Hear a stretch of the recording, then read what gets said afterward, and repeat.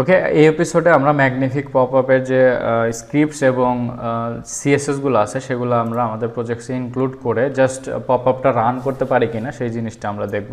তো first of all আমরা যদি আমাদের ডেস্কটপ ফাইলে যাই তাহলে আমরা দেখতে পাবো এখানে কিন্তু ম্যাগনিফিক পপআপ এর যে ফাইলটা আমরা ডাউনলোড করে নিয়ে আসছিলাম সেটা কিন্তু এখানে দেখা যাচ্ছে। তো সেটাকে আমরা এক্সট্র্যাক্ট করে আসলে এটার ভিতরে দেখবো যে কী আছে।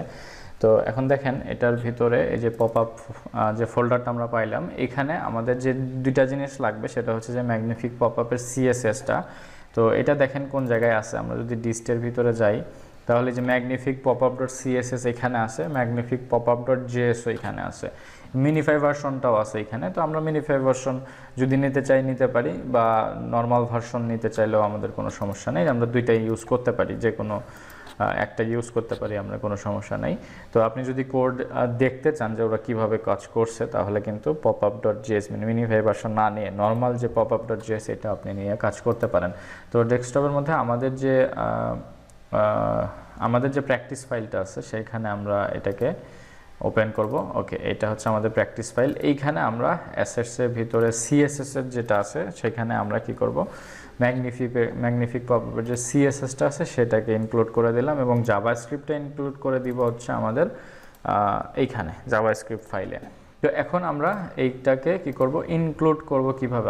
আমরা অলরেডি জানি কিভাবে ফাইল ইনক্লুড করতে হয়। দেখেন স্লিকের উপরে যে আমরা কি করব, এখানে আমরা ম্যাগনিফিক পপআপ ডট সিএসএসটা অ্যাড করতে পারি। অবশ্যই স্টাইল ডট সিএসএস সবার নিচে থাকবে যত লাইব্রেরি অ্যাড হোক না কেন। এখন আমরা এক্স্যাক্টলি এই জিনিসটা এখানে এসে ম্যাগনিফিক পপআপের যে জাভাস্ক্রিপ্টটা সেটা আমরা এখানে অ্যাড করলাম। তো এখন যদি আমরা ওদের ডকুমেন্টেশনটা দেখি, সাপোজ ম্যাগনিফিক পপআপ, ওকে, এখন এইখানে এসে জাস্ট HTML মার্কআপটা আসলে আমরা দেখব কিভাবে কাজ করে। সাপোজ ধরেন ডকুমেন্টেশনে গেলাম, এখানে কিন্তু অনেকগুলো অপশন আছে, এগুলো প্রত্যেকটা কিন্তু একটা অপশন। তো দেখেন এইখানে প্রথম অবস্থায় ওরা যেটা বলছে সেটা হচ্ছে আমাদের এরকম একটা HTML লাগবে, হ্যাঁ, এরকম একটা HTML মার্কআপ লাগবে আসলে। তো বেসিক একটা সিম্পল HTML এর মার্কআপ। তো আমরা যদি এই মার্কআপটা সাপোজ এখানে রাখি, ওকে, আমরা এই মার্কআপটা মনে করেন এই জায়গাটাতে রেখে দিলাম। ওকে, এখন ব্যাপারটা হচ্ছে যে এখানে আমরা জাস্ট ক্লাস যে কোনো কিছু আমরা চেঞ্জ করতে পারি, সমস্যা নেই। জাস্ট আমাদের এখানে যেটা করা লাগবে, এইখানে ক্লিক করা হলে কি হচ্ছে, একটা ইমেজের পপআপ আসবে, এরকমটা ফাংশনালিটি হবে। তো সেক্ষেত্রে আমাদের এখানে একটা ইমেজ যদি আমরা একটু লিঙ্ক করাই দিতে পারি, সো অ্যাসেটস ইমেজেস, ওকে, ব্যানার ডট জেপিইজি।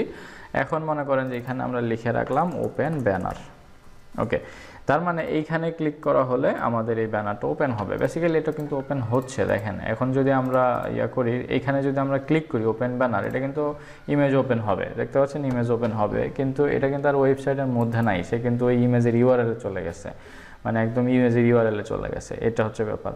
তো এখন ব্যাপারটা হচ্ছে যে ক্লিক করলে ওইরকম অ্যানিমেশনও হচ্ছে না, আপনার ওয়েবসাইটও কি হচ্ছে, মানে রিলোড হয়ে আসলে বেসিক্যালি ওই ইউআরএলে চলে যাচ্ছে। অ্যাঙ্কর ট্যাগের মধ্যে যদি আপনি ইমেজের ইউআরএল দেন, তো বেসিক্যালি তো তাই হচ্ছে আর কি। তো অ্যাঙ্কর ট্যাগের মধ্যে আমরা ইমেজের ইউআরএল দিয়ে দিচ্ছি, যার কারণে কি হয়, এখানে ক্লিক করলে ওই ইমেজটা সরাসরিভাবে ওপেন হচ্ছে, এই হলো ব্যাপার। তো এটা তো নর্মালি কোনো স্ট্যান্ডার্ড কোনো ওয়ে হইলো না, তাই না? তো এখানে ক্লিক করা হলে আমার ওয়েবসাইট থেকে তো বের হয়ে যাচ্ছে এই ইমেজটা ওপেন করতে যায়, সেটা তো আসলে কোনো ইফেক্টিভ কোনো ওয়ে হইলো না। তো এইটা জাস্ট যেন আমার ওয়েবসাইট থেকে বের হয়ে না যায়, এই ইমেজটা যেন জুম হয়ে বা বড় হয়ে আমার ওয়েবসাইটের মধ্যে শো করে, এটা হলো আমাদের টার্গেট, ঠিক আছে? তো এখন ওপেন ব্যানারে ক্লিক করলে এটা হবে। তো এখন এটা হবে, আমরা যেহেতু ম্যাগনিফিক পপআপটা এখনও রান করি নাই, আমরা যদি এই কোডটাকে কপি করে নিয়ে আসি, এখান থেকে নিয়ে এসে আমরা যদি main.js-এ আমাদের যেখানে দরকার আসলে সেখানে যদি আমরা লিখি সাপোজ টেস্ট, এটা হচ্ছে লিঙ্ক, এই ফাংশনটা আমাদের রান করতে হবে, ম্যাগনিফিক পপআপ। তো এটা হচ্ছে ব্যাপার। তো একদম এক্স্যাক্ট সিম্পল ফাংশন যদি আমরা কি করি এইরকম, ঠিক আছে, ম্যাগনিফিক পপআপ এটাকে রান করতে হবে। এখন যদি আমরা কোনো টাইপ বা কিচ্ছু দিলাম না মনে করেন, তাহলে কি হয়, আমরা যদি ধরেন এখানে কোনো অপশনই দিলাম না, সেক্ষেত্রে ক্লিক করা হলে দেখেন এখানে কিছুই ঘটবে না, ঠিক আছে? আগে কিন্তু কাজ হইতো, আমাদের ইউআরএলে চলে যাইতো, এখন কিন্তু কিছুই হয় না। তো সেক্ষেত্রে এখানে আমাদের কি করতে হবে, টাইপটাকে ডিফাইন করতে হবে। একটা সেকেন্ড ব্র্যাকেট দিয়ে আমরা টাইপটাকে কি দেব, ইমেজ সিলেক্ট করে দেব। ওকে, তো টাইপটা যদি আমরা ইমেজ ইউজ করি তাহলে এখানে ক্লিক করা হলে কি হয়, দেখেন ইমেজটা কিন্তু ওপেন হয়েছে এবং আমার ওয়েবসাইটের মধ্যেই কিন্তু আছে, এটা কিন্তু অন্য ইউআরএলে চলে যায়নি এবং আমি কিন্তু পেছনে আমার ওয়েবসাইট দেখতে পাচ্ছি, এই হচ্ছে ব্যাপার। তো এই হলো ফাংশনালিটি। তো ক্লিক করা হলে ইমেজটা বড় হয়ে আসতেছে। তো এটা হচ্ছে সিম্পল ম্যাগনিফিক পপআপের ফাংশনালিটি, আমরা ইনক্লুড করে এটা দেখলাম কিভাবে কাজ করে। এখন এই অ্যাঙ্করের মধ্যে আমরা চাইলে কিন্তু সরাসরি ওপেন ব্যানার না লিখে ইমেজ দিতে পারি, যে কোনো কিছু দিতে পারি। আমাদের মেইন টার্গেট হলো এই লিঙ্কে ক্লিক করলে ইমেজ ওপেন করা। এখন এর ভিতরে কি থাকবে সেটা আমরা যে কোনো কিছুই দিতে পারি, আমরা এর ভিতরে ওই সেম ইমেজটাই রাখতে পারি। ওকে, ব্যানার ইমেজ, এবং এখানে একটা স্টাইল দিতে পারি যে ইমেজটা উইথ ধরেন 300 পিক্সেল হবে, ঠিক আছে? তাহলে ইমেজটা ফুল উইথ হবে না, 300 পিক্সেলের মধ্যে হবে। তো দেখেন এই যে ইমেজটা 300 পিক্সেল, এখানে ক্লিক করা হলে ইমেজটা এই যে লম্বা আকারে ফুল সাইজে শো করতেছে। তো এই হচ্ছে ব্যাপার সিম্পল ম্যাগনিফিকের যে ইয়াটা। তো এখন এটা যদি আমরা ক্লিক করি, ওকে, তো এই হচ্ছে মোটামুটিভাবে ফাংশনালিটি ম্যাগনিফিক পপআপের।